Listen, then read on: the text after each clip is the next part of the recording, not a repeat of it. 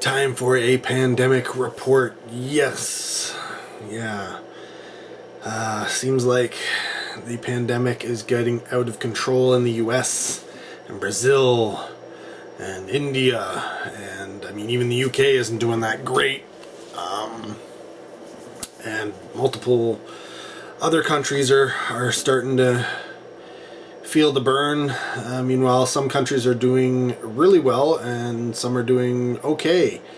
Here in Canada, we're doing not too bad, but yeah, as I said in the previous video, we opened up stage 2, including our area, but Toronto was not stage 2.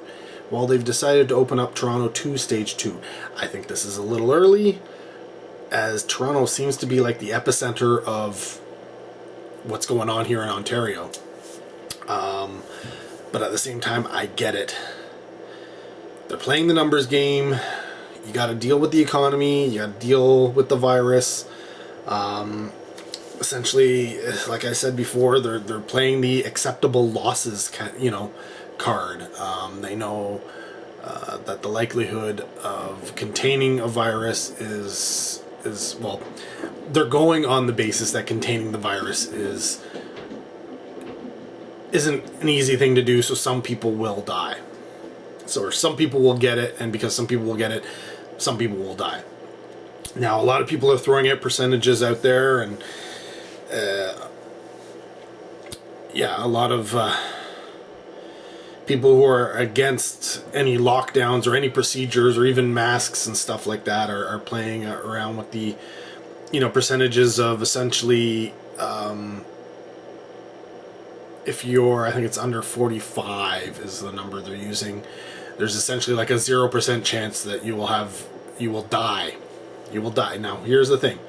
45 and under, 0% chance that you will die. Not that you will have no complications. Now, here's the thing. I guess the younger you are, the more likelihood your body will fight this virus off, which is the case with any real sickness. The younger you are, the stronger your body is, the easier to, the better it is to adapt to these type of things and fight them off. That's been the case with pretty much everything out there. Some things, are obviously stronger than others, and it doesn't matter what age you are, eventually, you may succumb to it. I don't know too many people who fight and beat out Ebola, right? But yes, if you are young, the likelihood that you will die is very, very low. The likelihood that you don't have problems afterwards because of the virus, that's a different story. If you end up with breathing problems to the point where you have to be on some type of ventilator, apparently that can cause long-term problems, breathing problems and all that kind of stuff. So who knows? Apparently there's possibilities that this virus can cause long-term problems. So yes, you may fight it, you may beat the virus, but even if you're young, it could mean that, say, maybe you got it when you were in your 20s. It could say there's a possibility. I mean, obviously, all the information isn't there yet. There's still a lot of studies going on. It's trust me, it's brand new. People are just, and this is the thing, people are reporting whatever they're coming up with, whether they're good findings or not, and people are taking that with, this is fact, this is the way it is, and running with it. It's not the case, but say you got the virus in your 20s. There is a possibility, I'm not saying it's a fact or anything, but there is a possibility that you could end up with complications that you don't even know about, that, say you were supposed to, normally you would have lived until you were 85. It's possible you might die in your 40s. That's a big difference. So, it's one of those things where there is a lot of studies that need to be done. There's a lot of information that needs to be collected.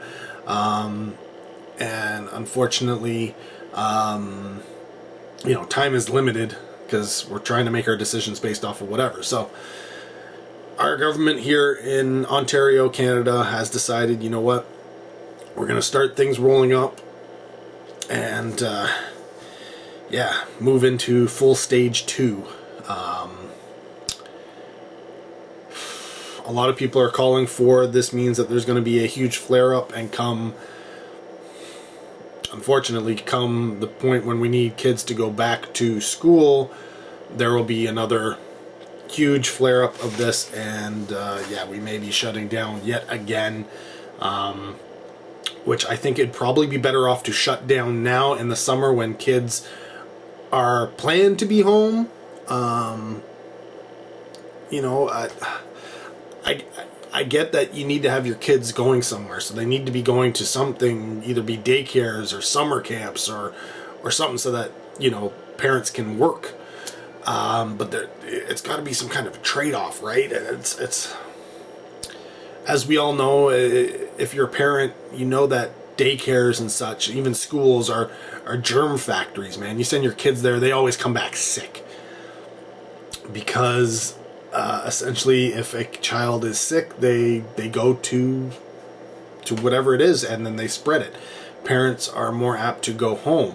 So, that being said, really, the government needs to put something in place where if the kids are sick, the parents can stay home with their kids and, you know, shelter in place and all that kind of stuff. But if they aren't, then they can, you know, if there's no sign of anything, there's nothing, people need to have some kind of testing that people can do, just at every facility, not full on, you know, sticking a thing down your nose or, you know, drawing blood type tests, because that would take too long. But just every day, you know, apparently they're taking temperatures is what there is, you know, how they've been kind of trying to determine if you have the virus or not. And I'm guessing there's obviously a percentage that will work for, but you probably miss a lot. So, but if that is somewhat effective or even mostly effective, then implement that. I don't know, but there's got to be something that they can come up with to kind of test kids and allow them to come or not allow them to come, or have parents test at home or something like that, and have some kind of a safety net that's put into place so that if they have to stay home, you know what, I mean, a lot of people have been working from home, but a lot of people can't. It's just fact of the matter. And we need to get the economy rolling a little bit. You know, like, there are a lot of sectors that have been really, really hit, which brings me to what I want to talk about most here. And that's entertainment industry. Yes. I mentioned previously that drive-ins have opened up. And they have, including bathrooms and snack bars now. I don't know why, you know, they were allowed to open up, but they couldn't have a snack bar. It didn't make any sense. But whatever. That was put into place, and now they're fully open up now and running. In fact, I've heard of new drive-ins actually being opened up, or temporary drive-ins opening up and stuff like that, which is awesome. That is awesome. Movie theaters, on the other hand, I think it's going to be a while before they open up here in Canada, even though they're trying to make plans and obviously lobbying the government to let them open up with these plans in place or something like that. I have seen pictures. I saw a picture of a theater where they had seats in pairs all over the, you know, where they would normally have seats, but all the other seats were taken out. So there was a huge amount of distance placed between all these chairs, which, cool, it's great. It allows you to open it up, but it dramatically reduces the amount of people who can be in the theater. So I don't know if that actually, I guess they must have worked out the math that makes it so that is economically feasible. Because otherwise, why open it up if you're going to be losing money anyways? I don't know, maybe you lose not as much. Whatever. Like I said, they did the math, I'm sure. But at the same time, if you only have 2 seats, who is that for? Because you shouldn't be going with somebody who's not in your household. So, I mean, the 2 seats seems like a date thing, right? So, yeah, I guess mums and dads can go, but they can't bring their kids because there's only 2 seats, and so you need 3, 4, or 5 together for that to work. And, you know, teenagers, if they're going to go, yeah, I guess they could go in the pair up, but they wouldn't be pairing up with people who are in their household, and, you know, teenagers do like to sit in a group, so they're probably going to be like 4, 5, 6, 7, 8, 9, 10, you know, chairs together, but whatever, I guess you make it work, but it's an odd thing to do. I would assume that here in Canada, because I think most of the movie theater chains, other than the independents, allow you to order online and pick your seats, that they will put some kind of algorithm in that's like, you can pick 4, but as long as all, you know, you say that all these 4 people are in your household, and then they will block off certain seats around those that you can't pick anymore, which really makes getting your tickets early a big thing. Because if it's blocked off all the way around type thing, maybe 2 seats in a row, then if you were a family of 4 or 5 and you picked up those seats, man, and you pick the middle, that's the big chunk of seats that people can't take, right? But I know they have the ability, because I know that you can't, at one of the places, you can't pick a single seat and leave, I think it's like the outside seat open or something like that. I don't know, but they have it in place so that you have to allow for the most amount of people or something like that. But whatever, it is what it is. So yeah, I don't see them opening up anytime soon. I do know that the industry itself is trying to get back rolling making films, which I think is possible for the low budget indie guys. I know some people who have actually shot movies during this pandemic already, and I think most of the precautions that they take is everybody gets tested before you actually start the movie. You contain it to maybe 1, 2, maybe up to 3 locations or an area type thing, and you all stay together, so you're not, you know, going off and coming back and going off and coming back. You all stay together. Everything is disinfected and all that kind of stuff, and you wear masks. You know, obviously the actors aren't wearing masks on thing, but everybody, I mean, I have pictures of director friends who they are wearing their masks, and they're trying to communicate, you know, social distancing away from their actors who don't have masks on, to make sure that they reduce the possibility of contagion. So that is possible. Now, how that's going to work with a big budget production, I don't know. I mean, they can have multiple locations, multiple countries, multiple groups of people filming things, and yeah, people would be traveling and being around all sorts of different people, all sorts of different extras. Like, the amount of people involved could be huge.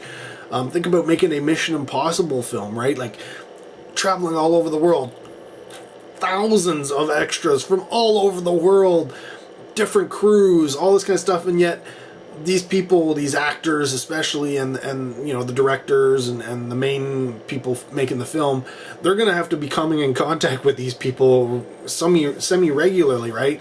All it takes is for one of them to have the virus, and next thing you know, it's like, boo. It could be everybody on that crew, cast and crew, gets, you know, infected. So yeah, I do know that they're trying to figure out how to make it work. It may be that they have to take more time, and allow for more space, and maybe have smaller crews and casts, and I don't know, but it'll be interesting to see. But another thing that has been affected is film festivals, and conventions and stuff like that. A lot of them have been canceled already, including the Toronto After Dark Film Festival. They, you know, announced they are not going to be having the festival this year, which is disappointing, because I love the festival. I've supported it every year, but I get it. For them, it's just not feasible. Some festivals are going online. I think Fantasia in Montreal is going online. I think there's some of the other bigger ones are going online, and some of the smaller ones are going online. I guess you pay your ticket or your pass or whatever, and then you can watch. I don't know if it's a stream or a download or a what of the film. But yeah, that's not Toronto After Dark. Toronto After Dark is like buns in the seat in the theater with the other festival goers, with the cast, with the crew, with the staff and volunteers and all that kind of stuff. It's about pub nights and just the whole being together and watching those types of films and the energy of the crowd and all that kind of stuff. That is so much a part of Toronto After Dark that, sure, I guess they could have tried to go online and all that kind of stuff, but really, here's one thing you got to think about. If you're going online, you have to pay to have that all set up and put together. And considering this may be the only year you do that, that is, you have to somehow work out that you're going to actually make your money back. There's going to be enough people who want to do that. And yes, it opens it up to more people, obviously, if you're online, and maybe that's what they're hoping for. Maybe they're hoping they would sell many more passes or tickets or whatever it is that they're doing to recoup that cost, so that everything's all paid off, plus they are able to make a little bit of money, or break even at least. But Toronto After Dark, they're a small group of people, man. Could they do it? I'm sure they could. Would it be economically feasible? I don't know. Are they willing to take that chance? Obviously not, because that's not their thing. And honestly, I think it was the right thing to do. I think not going online is probably the way to go. We can watch these movies online at some point anyway, so really, it just makes sense.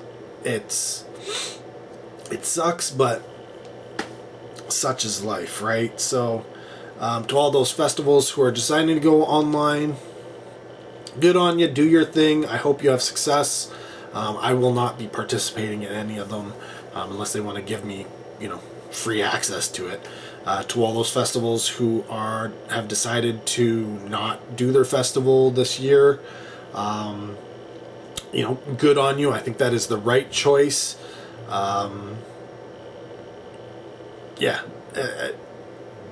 It just makes sense.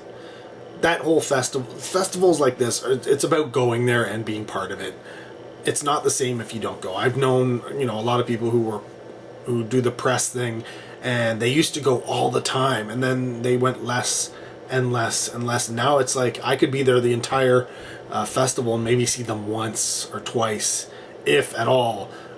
Usually it's just the opening and the closing, right? Because that's when all the free stuff is around, and they want to get some more free stuff. But it's just not the same. And honestly, it's a very different atmosphere. I've watched movies at home and reviewed them, and been at the festivals and reviewed them from there, and the feel's just different. It's night and day, and it can make you look at a film completely differently based off of the whole audience and such. But to those festivals who are deciding to go forward and actually put bodies in the seats, oh my gosh, you better be in an area where there is like 0 cases of the virus currently, and hopefully not bringing in a lot of people from out of town, because otherwise, I would hate to be the person who is running a festival only to find out that my festival, because 1, 2, 10 people had the virus showed up, that I caused hundreds, maybe thousands of other people to become infected, and God forbid any of those people ended up dying. And I'm not even talking about like liability, right? Like, I'm not even talking about that. I'm just like, as a person, it's like, oh my God, I could have shut down. It would have cost me, no money. I don't put on the festival. I don't really lose anything. But I decided to go for it, and because I decided to do my thing, that people were hurt because of it. So yeah, I don't know if that is necessarily something that some festival people would be keen with. Maybe they're not even thinking along those lines. I don't know. Then again, some people are just in there for the almighty buck and they don't care. I don't know. I'm sure there are some people who have existing obligations and they're looking at the money and going, oh crap, like if I don't do this, I lose my shirt and other people lose their shirt, and how can we make it so that we can do it? And maybe they're putting things into place. I don't know. I don't know the situation for every place, but it does worry me when I do hear about, you know, a festival that's decided to go forth and actually have their festival or their convention or whatever. Yeah, all I can say is stay safe, people. Wear those masks if you're going to any of these things. But yeah, in terms of the household here, weather is nice. So we are getting, you know, people are getting into the pool. Probably not as much as I would have thought. I would have thought people would be in the pool every day. Like, I mean, it is super hot. Like, we're talking breaking records up here. Yeah, which is affecting Sarah because she's got her paper route, so she has to go out delivering newspapers in this. And yeah, she's not being too happy about it. But you gotta, you know, that's your job. You gotta do your job and such. Emily has a new babysitting job, which she's doing.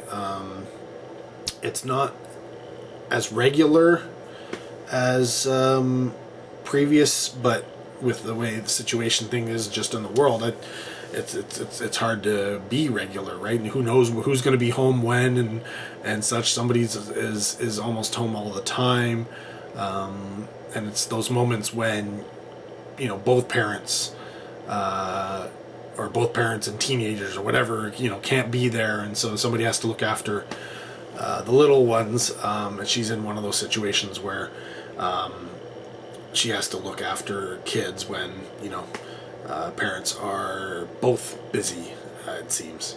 But it's not all the time, so, you know, she could work a Thursday and then a Thursday, Friday, Saturday, or a Monday and a Wednesday. You know, it's just sporadic. But you know what? It's a job. It gets paid. It gets her paid. And you know, money. She loves money because who doesn't love money, right? It allows you to buy stuff. But yeah, so we are continuing on here. I'm into work. I'm here in the bunker right now. I'm doing work here and then shooting a video. You know, just took a break for lunch and figured I'd shoot this video.